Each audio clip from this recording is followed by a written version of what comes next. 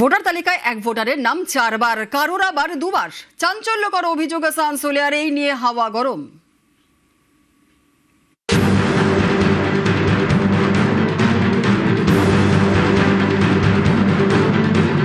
এই দেখুন ভোটার তালিকা, রবি চৌধুরী।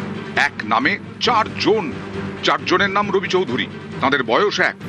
4 জনের বাবার নামও এক, 4 জনের ঠিকানাও এক, সিরিয়াল নাম্বার, এপিক নাম্বার আলাদা আলাদা। 4 জন রবি চৌধুরী, 2 রবির এক ছবি, আরো 2 রবির এক ছবি। এবার দেখুন আয়ুষ কুমার সিংহ নামের আরো এক ভোটার। এই ভোটারের নাম তালিকায় 2 বার, এখানেও সব এক, শুধু সিরিয়াল নাম্বার ও এপিক নাম্বার আলাদা আলাদা। তাহলে কি আসানসোলে ভুয়ো ভোটার?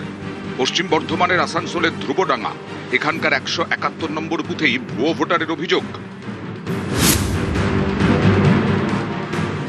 দেখুন রবি চৌধুরী, এই যে রবি চৌধুরীর ছবি আর এই রবি চৌধুরীর ছবিটা এক, এই রবি চৌধুরীর ছবি, এই রবি চৌধুরীর ছবিটা এক, বাবার নাম এক, অ্যাড্রেস এক, বয়স এক। তাহলে এটা কি পরিকল্পিত নয় ভোটটা চুরি করার জন্য? এরপরে হচ্ছে এই দেখুন আয়ুষ কুমার সিং, 671-72, একই ছবি, বাবার নাম সেম। এরপরেও বলবে কোনো মুখ আছে কথা বলার নির্বাচন কমিশনারের?